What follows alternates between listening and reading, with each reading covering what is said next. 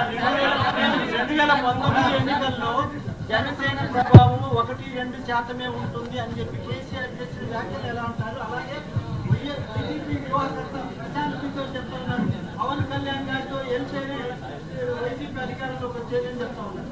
ఏమంటారు? సారీ, నేను రెండోది ఆ మాట అట్లా అన్నారా?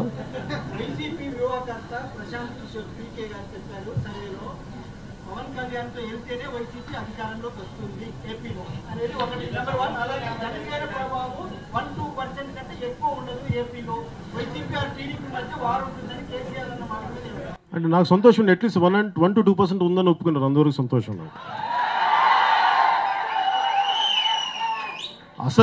అసలు లేదంటే కూడా నేను సంతోషపడేవాడిని, కానీ అట్లీస్ట్ 1-2% ఉన్నాయా?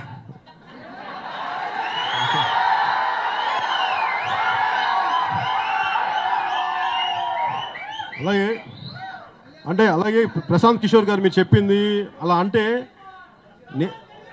దయచేసి ప్లీజ్ ఇందాక మీరు చెప్పినట్టుగా ప్లీజ్ సైలెన్స్.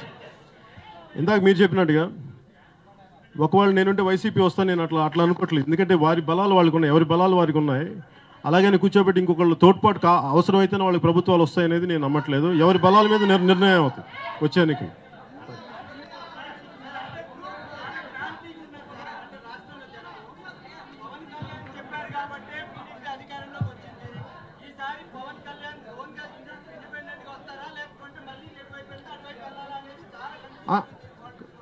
పాలిటిక్స్ కన్ఫ్యూషన్ ఏమో సార్ అంటే ఇప్పుడు ఆ పరిస్థితులకు తగ్గట్టుగా నాకు నిజంగా నా స్థాయి ఏంటి, జనసేన బలం ఎంత అనేది నేను ప్రజల్లోకి వెళ్ళే వరకు నాకు తెలీదు.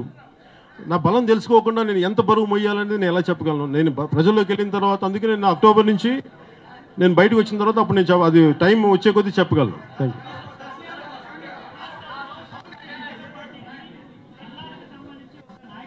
సార్